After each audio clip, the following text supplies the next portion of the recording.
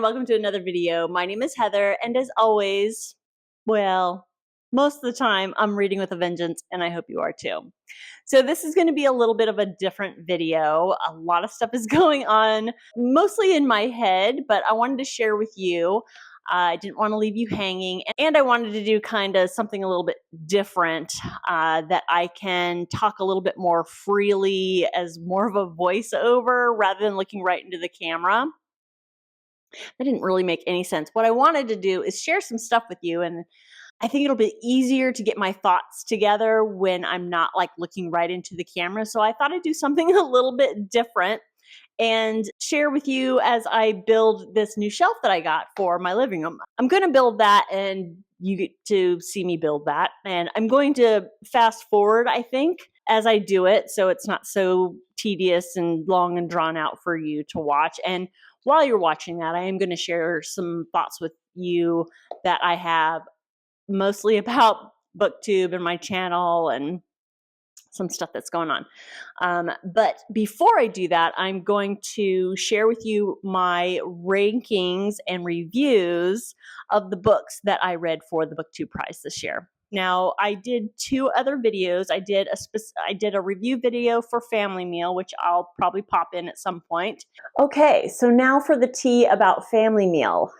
So this was the first book that I read for the Booktube Prize, and it did not start off well. My initial feelings on this book, I hated it. So this one follows three characters. You have Cam, TJ, and Kai. Now, Cam and TJ are the ones that you're following for the most part. It's dual perspective. These are two young men. They're two young gay men. They grew up together. They're very close friends. They did have a sexual relationship at one point, but then they decided to just keep it friendly. When we meet Cam, he is struggling with the recent loss of the love of his life, who is Kai. Kai was killed in an incident. Cam is devastated, and he goes back to his childhood home and he starts working for the business. It's a bakery that his childhood friend owns. But what he does in his spare time is he uses drugs. He has random sex, lots and lots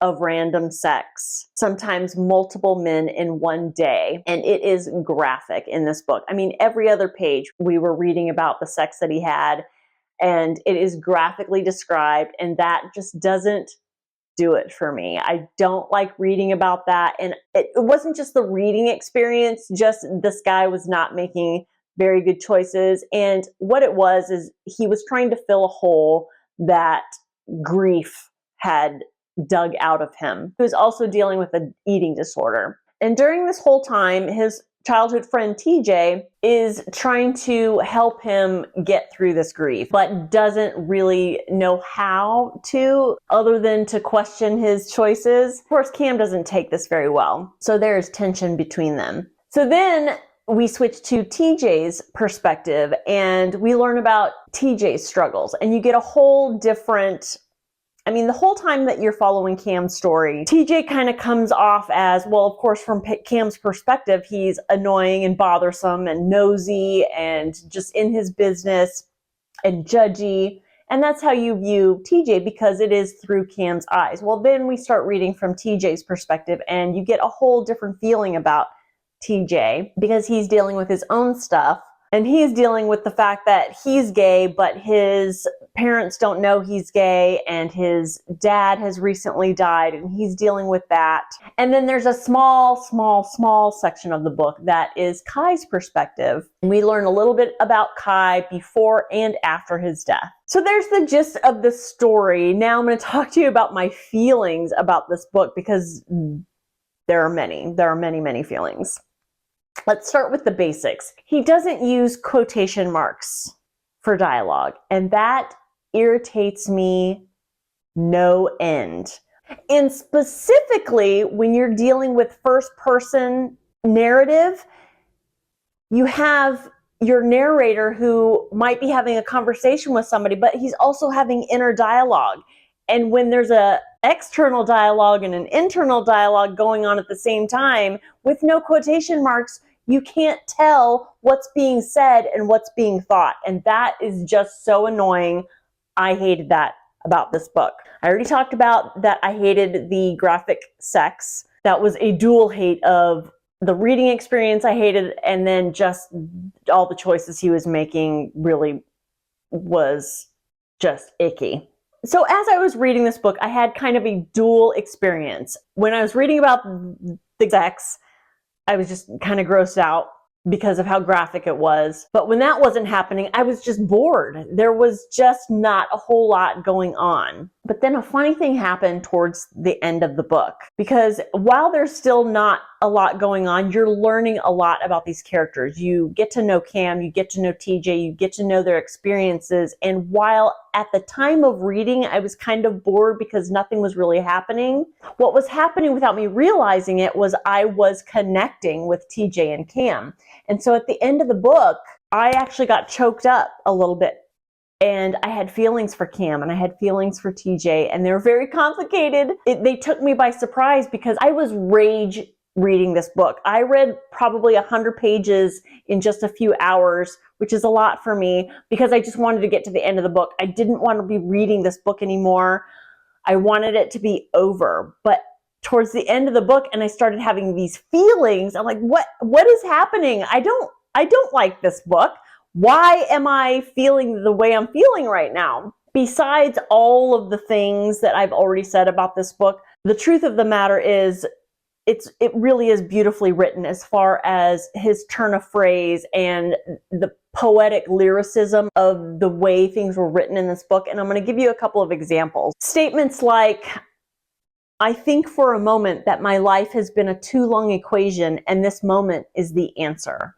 Stuff like that when he's talking about meeting somebody he is developing feelings for. So it's really hard to give you a bottom line of my thoughts about this book. I mean, I've given you a lot of thoughts, but I hated this book, but I had feelings. So if any of the themes of grief, LGBTQ, otherism, struggling with addiction, struggling with eating disorders, if any of that interests you, you might be interested in this book.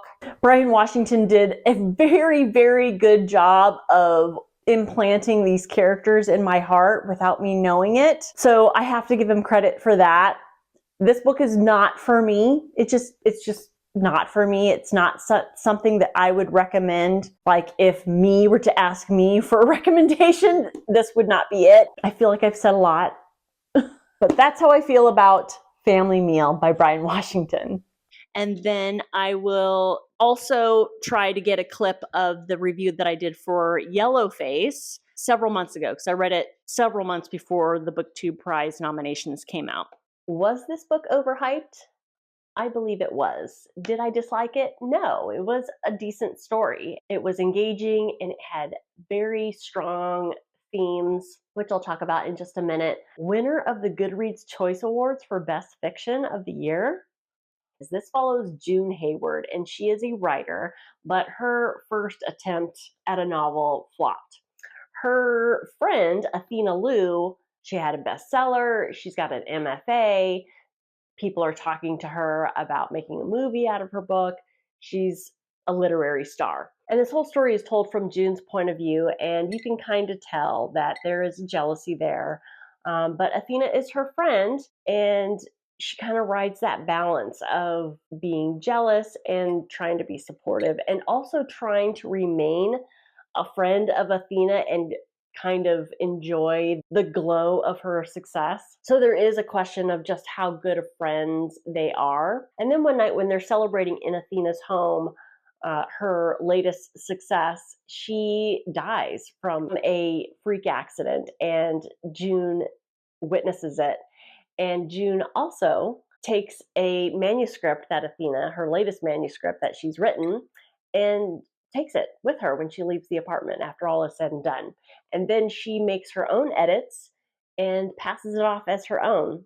Oh, and just as a side tidbit, Athena is Asian American and June is not. And the story that Athena has written is about the Chinese role in World War II. And of course, once it is published By June, there is question of cultural appropriation and why does this white woman think that she can write this story from the Chinese point of view. The story goes from there and it gets complicated for June. People start to question her all the way to the point that there are a few people who are doubting that June even wrote this story. So I understand this is satirical, and I think Kwong did a really good job with that. There were a couple of themes also that I thought were really well done with this story. The way somebody can be completely destroyed and torn down via social media, that was addressed in this story. It was handled very well. You can just see how easy it is that certain comments can be made on a certain platform and it can be commented on and reshared, and then that comment just becomes part of the norm of what we see, and then it becomes fact somehow.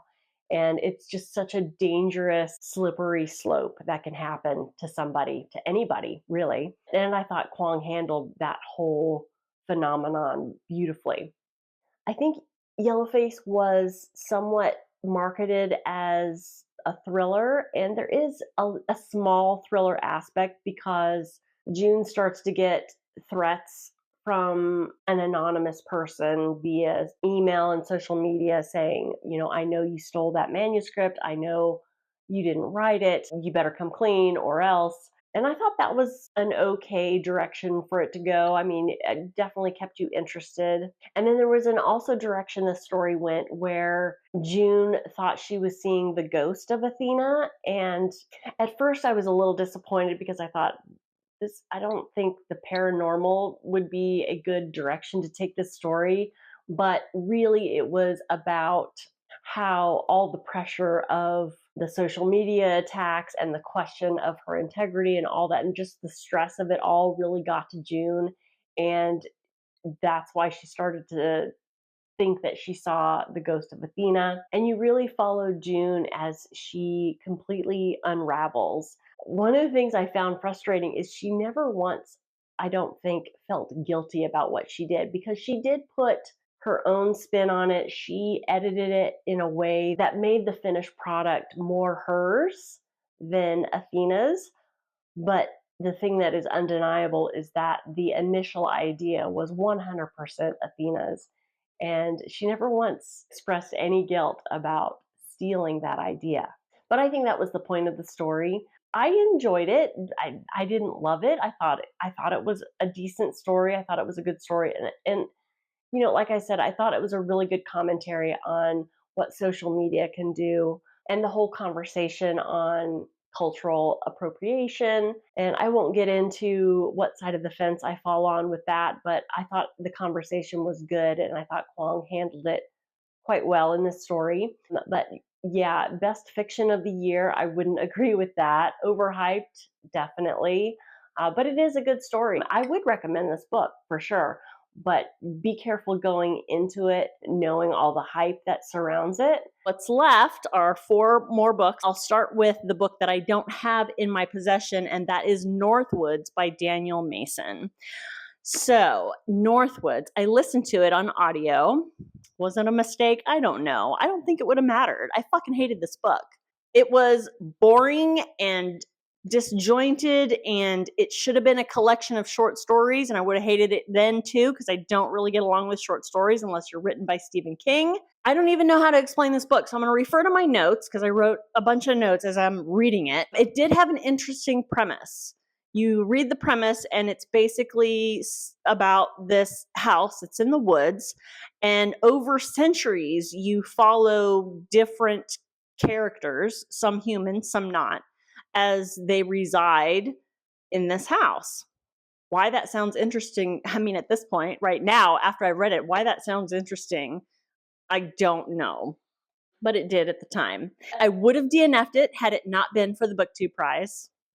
They strongly encourage you not to DNF a book, because if you're going to be ranking it against other books, they want you to finish it so that you can give clear reasons why you rank it the way you do.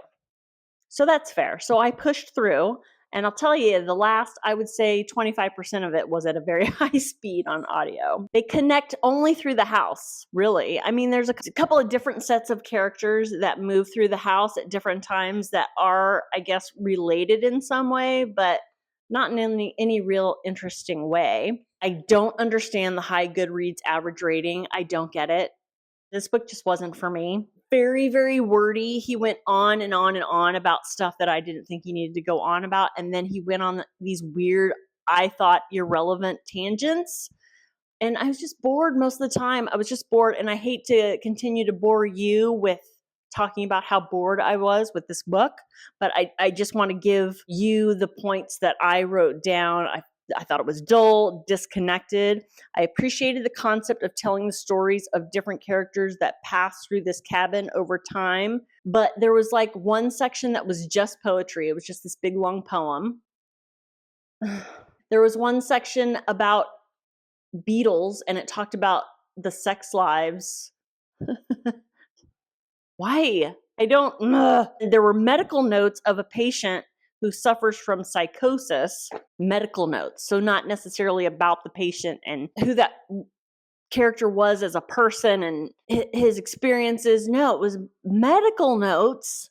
Oh God, what else? I guess you could say the prose was beautiful, but it didn't really serve the story. I mean, you can write beautifully all day long, but if it doesn't connect with the reader as far as telling a good story, what is the point? Go write poetry, fuck's sake. For that reason, the writing came off as pretentious to me. Look how much I could make your brain hurt. I was bored and uninterested. I did not connect with any character. The house is not connected by people. It's connected through ideologies. So capitalism, racism, biology, zoology, agriculture, etc. So if you're looking for a good story, if you're looking for even a collection of stories, I mean, I guess there's a lot of people who did like this book. The average rating is, I want to say it's close to 4.5 stars with I don't even know how many ratings. There was a bunch. Let's look. There's almost 22,000 ratings on Goodreads, and it's got a 4.19 average rating. And it was a nominee for Best Historical Fiction in 2023. I don't... So, as you can tell, this was not my favorite. It was painful getting through this one. I don't recommend it. Maybe it was way over my head. It's quite possible. But just tell a story. I don't think I ask for much. Just tell a story. The next book I read for the Booktube Prize was Orbital by Samantha Harvey. This cover is gorgeous. That should help me sell it on Pango. I was really interested in this premise as well. It follows the lives of 5 or 6 astronauts as they are on a mission, and they're not going anywhere. They're just orbiting Earth. It kind of talks about their solitude and living in close proximity to these other people who are from different countries. I think we have the United States, Japan, Russia, a Brit, and Italian. And they're in this space capsule and they're orbiting Earth repeatedly. Basically, you're kind of following along as they are thinking about their life on Earth. They're thinking about, honestly, I don't even know the point of this book. But there were some moments in the book where they talked about things you wouldn't normally think about in everyday life and how it's underscored when you are, thousands of miles up into space looking back at your planet. So I wrote, not all books are meant to tell a story, at least not primarily. Some are just beautiful displays of prose and poetry, ideas, different ways of looking at and thinking about things.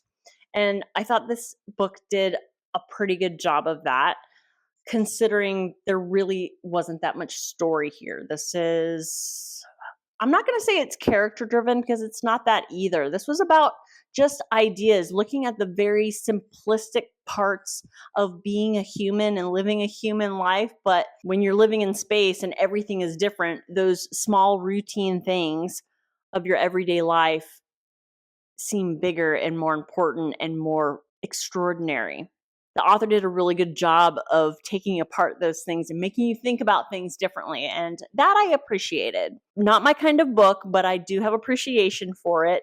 I was bored most of the time. I will say that. There were a couple of instances where my interest was piqued, but most of the time I was bored with this one. There were no quotation marks. Is it really that hard to hit that key on the computer? Quotation marks, people. Very little dialogue. Lots of descriptions, lots. And most of it was as they're orbiting. The weird thing about orbiting the Earth, I think they orbited it like 16 times a day. So they would have 16 sunrises and sunsets a day. And so their time was kind of weird. So they would see the same things over and over and over and over again. And we as a reader would never forget it because it was described. Oh, there goes Australia again. Oh, there goes Japan. There goes Korea. There goes.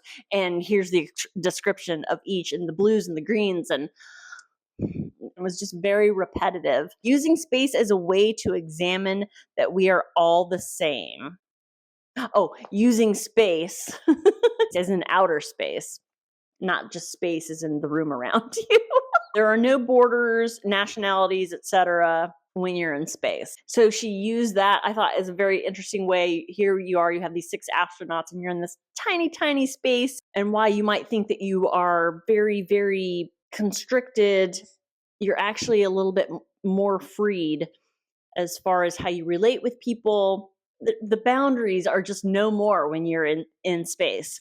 But I also wrote, this is not a book about space or living in space. It's about Earth and humanity. There was an anecdote that was shared in the book that I thought was really interesting. A true story about, I forget his name, but there was a Russian, well, he was a Soviet at the time he went into space, a cosmonaut, they call them. He was in space twice as long as planned because when he was in space is when the Soviet fell, and he was of no country, and they couldn't decide how to bring him down because all this turmoil was going on. So, the moral of that, well, not the moral of the story, but he went up to space as a Soviet and he came back to Earth as a Russian.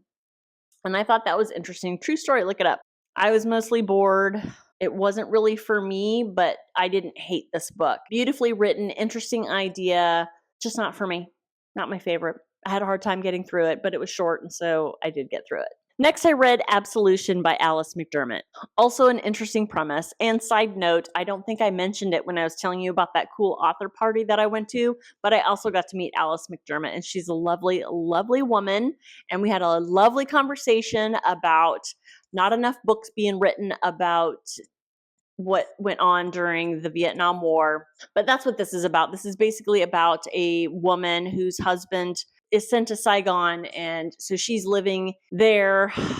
She meets another army wife who is all about doing good and doing things to help the poor people of Vietnam. And this really kind of explores the effects of some do-gooders, and sometimes the effects aren't good. I didn't take notes on this one. I was mostly bored with this one too. This talks a lot about the main character's desire to have a child and the anguish that she goes through after every miscarriage. And the way this book is structured is the woman that you're following while you're in Vietnam, you're going back and forth in time. You're following her story while she's in Vietnam, and then I guess 50 or 60 years later, she is meeting with the daughter of the do-gooder woman that she makes friends with while she was in Vietnam. How both of their lives were affected. Not for me. Just, all these books were just such a disappointment. Just not for me. I don't have anything else to say about it than that. And then finally, the last book that I was assigned to read for the Booktube Prize, and that I was least excited about.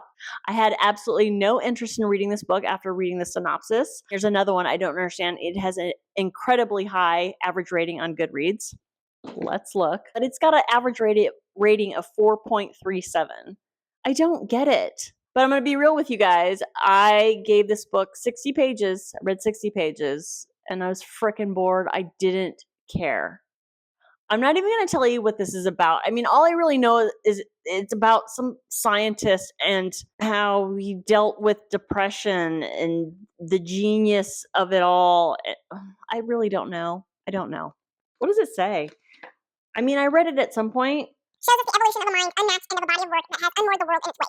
Snooze! I was bored. I gave it 60 pages and I broke the rules of the Booktube Prize and I fucking DNF'd it. I was so annoyed by the time I got to the sixth and final book. So bored, didn't care. These books have put me in a reading slump, and I'm going to talk more about that as I'm putting together my shelf. I DNF'd. I can't stand it. I can't stand it. No, I'm not going to do it anymore. I'm not going to waste any more time on books that I just don't care about, even if I am judging a Booktube Prize. And honestly, I should have, when I read the books that I was assigned to read for the Booktube Prize, I should have bowed out because, well, I think it's clear why, because. Anyways, so that's it. I'm going to come back a little bit later in the video and give you my rankings that I gave for these 6 books. There you go. There you have it. That's what I thought about these books. I'm going to talk, like I said, more about it and the Booktube Prize and some other stuff right now. But for now, I'm going to put the microphone away and I'm going to put the shelf together, and hopefully you'll enjoy that. And I will talk to you in a bit. Where do I begin? So when I started reading the books for the Booktube Prize, I either coincidentally or because of, I'm still not really sure the order in which it happened, but I went into a reading slump. So I'm not sure if reading those particular books put me in a reading slump or if I was going into a reading slump and I didn't enjoy these books as much as I would have had I not been in a reading slump. I really don't know, but I had a really hard time with these books, and then I went into a reading slump. And at the same time as all of this, I felt like Booktube, recording for Booktube, watching Booktube, it was all I felt really affecting my reading.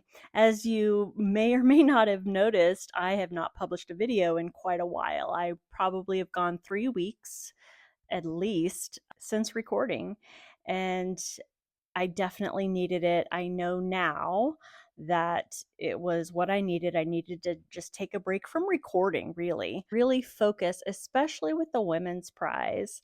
I wanted to focus on the books that I was reading because not long at all after starting to read the books for the Booktube Prize, the long list for the Women's Prize was announced, and I started reading the books for the Women's Prize, and the very first book that I read, I DNF'd.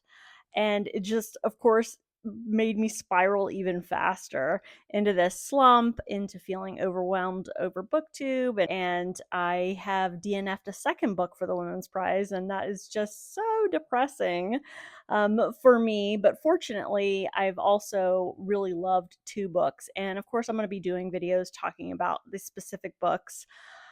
Which ones I DNF'd, which ones I've loved. But I've just been having this really strange experience with both the Booktube and the Women's Prize. I'm definitely going to volunteer to judge the Booktube Prize in the future. I just know myself, and I remember last year saying, I don't know if I'll do it next year, but of course, as soon as I got the email looking for judges, I jumped right on it and was excited about it. But what I'm going to do in the future, and what I wish I had done this time around, is once I saw the books that I was assigned and knew that I was not really interested in reading any of them, I'm going to bow out and give the runner-up judges a chance to judge. I think I just had a little bit too much optimism for these books. I thought, well, maybe the synopsis doesn't sound right, but maybe I'll enjoy them in the end. And no, specifically the MANIAC, nothing about the synopsis appealed to me. And then with Absolution, the synopsis sounded okay, but I had DNF'd the author before, and I suspected that the writing style wasn't just going to be for me, and it all turned out that's exactly what happened. I actually volunteered to judge the next round of this year's Booktube Prize with full intention of bowing out if I got a set of books that I wasn't interested in, but I wasn't selected this round, so that's good news. But now I know, live and learn. Life is too short to read books that just aren't doing it for you. So really that's all I really wanted to talk to you while you watch me put this shelf together, is this reading slump and this taking a break from Booktube, and just really wanting to refocus on my reading and not be distracted about, what I'm going to say about this book as I'm reading it. I just want to enjoy reading, and I do know that I will continue with my channel, because there was a few days where I thought, gosh, is this the end? Have I had it with Booktube? But I realized once I took a step away that it wasn't Booktube itself that was the problem. It was just me having a problem with focusing, and I really want to stay focused on my reading. I just know that in the future, my channel, it's not going to be as structured as it has been. You might have noticed that I did not do a new releases I'm excited about coming out in April. I'm not sure if I'm going to continue to do those videos. I might do one once in a while if I feel compelled, but I'm not going to force myself to do it every single month, because that was part of the problem. That's what I mean by too structured. It got to a certain point in the month where I'm like, oh my gosh, I need to record this. And it wasn't so easy as just sitting down and recording. I had to research and look up what books are coming out, and having a structure, I guess, in Booktube is good, but I was so structured without even realizing it that it was just taking up too much of my time. So in the future, I will do maybe here and there videos of new releases that are coming out that I'm excited about, but it's just not going to be as routine as it has been. Same thing with wrap-ups. I will be doing wrap-ups because I do want to talk to you about the books that I read and how I felt about them, but it might not be as structured as mid-month and end-of-month. I just might do a random video of, oh my gosh, I just finished this one book that I want to talk to you about. So I'm going to do my Booktube channel with more heart, with more feeling, as far as not forcing myself to do something that some unknown calendar is telling me to do. It's just going to be a little bit more random, and I think that'll be more enjoyable for me, and in turn that's going to come out in my videos. And I know the videos are much more enjoyable for you guys to watch if it's clear that I'm enjoying myself. The videos aren't going to come out as regularly, but they are going to continue to come out because I love doing this and I just want to continue to love doing it. So if that means less structure, then that's what it means. So thank you for listening. And isn't this shelf gorgeous? I absolutely love it. I marvel at it every time I walk by. I just love it. But thank you all for listening. Coming up is just the conclusion to this video that I will record separately and give you my rankings for the Booktube Prize books, and also announce the winner of Kristin Hannah's The Women book that I announced in my last video. Hello. So this is like the third, fourth, fifth recording that is included in this compilation video. It's almost like a vlog video, and I didn't intend it to be a vlog video, but I read books at different times for the Booktube Prize, and then I wanted to record my thoughts about what's been going on over this past month where I haven't published any videos, and it's just all kind of all over the place. And so I'm sorry if it feels disjointed. I hope you've enjoyed this video so far.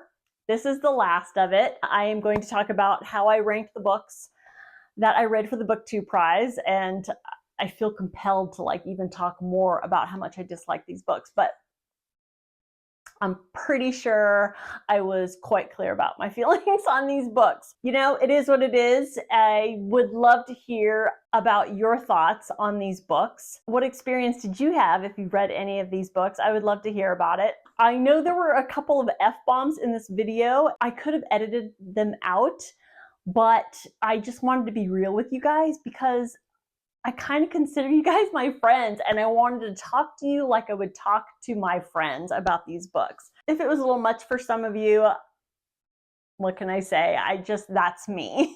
So I know I mentioned previously that this experience with the Booktube Prize is so much different from last year, but I have a really, really short memory. And when I went back and looked at the books that I was assigned in the first round of the Booktube Prize last year, for some reason I had it in my mind that, oh my gosh, I loved all the books were great. And that wasn't the experience. I looked back on my video, I'm like, I remember 2 books that I read, and then I had to look back and say, what other books did I read? And out of the 6 books that I read, there were 2 that I loved, but I loved so much that one of them was in my favorites, and then the other one was an honorable mention for my favorites of 2023.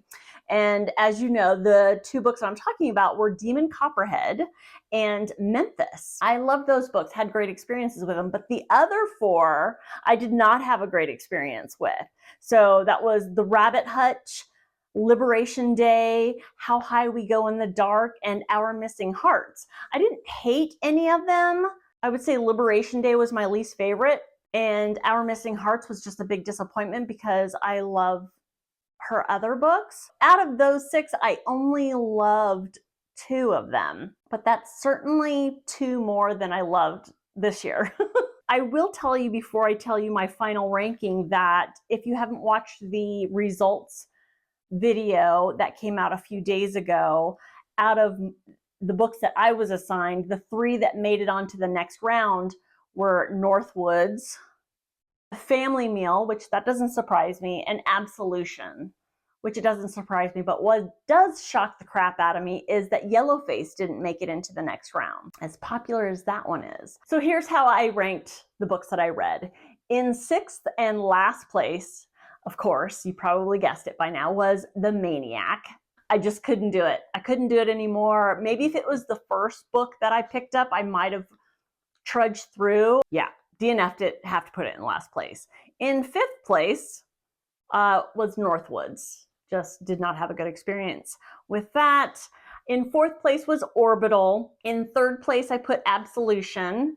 I just felt between Orbital and Absolution, I felt like I connected it a little bit more with the characters. I felt there was more of a story in Absolution.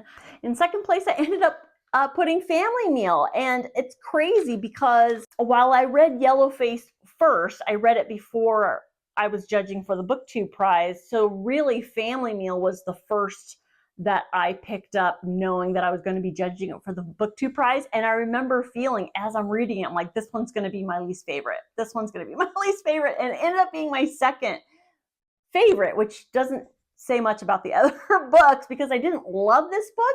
It did give me those feelings I talked about though. I have to give a book credit that makes me feel the way this made me feel. And I have to rank Yellowface first because I thought that was a pretty good story. When I read it at the time, I was disappointed by it because of all the hype. I went into it with high expectations and it just didn't really do it for me the way it did it for a lot of people. But it was a good story. It just wasn't great. But compared to the other 5 books that I was assigned for this prize, it's the one that I enjoyed the most. So those were my rankings. That was my Booktube Prize experience this year. Again, I would love to hear your thoughts on any of these books. Did you agree with me? What did you think? I welcome any arguments.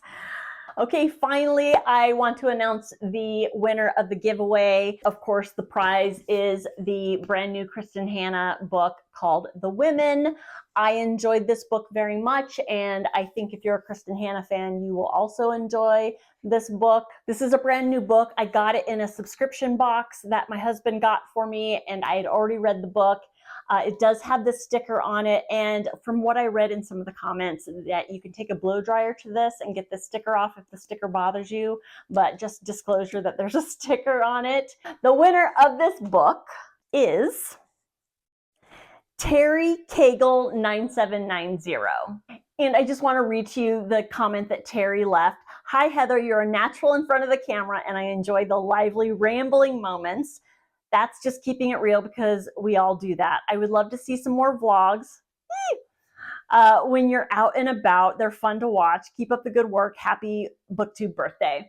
So thank you so much for your kind words, Terry. And speaking of kind words, all the comments that were left on this video, You guys, thank you so much. They made my day every time I read a comment. You all are so sweet, and I'm so glad that those of you who are watching and enjoying are enjoying it. And I just can't really express adequately enough what it means to me that you guys find such joy in these videos. So thank you so much for all of your comments. They really, really meant a lot. So, and thank you for participating, and congratulations, Terry. My email is down below in the comments or somewhere on my channel. Send me an email so that I can get your address and get your prize out to you. I will be recording and publishing another video, a wrap-up video, within the next week, definitely, because I haven't posted a wrap-up video since my February wrap-up. I haven't talked at all about any of the books that I read in March, and I have a lot to say because they are women's prize books and other books and arcs. Stay tuned for that. Thank you so much, all of you, for watching and your support, and I will see you all next time. Bye-bye.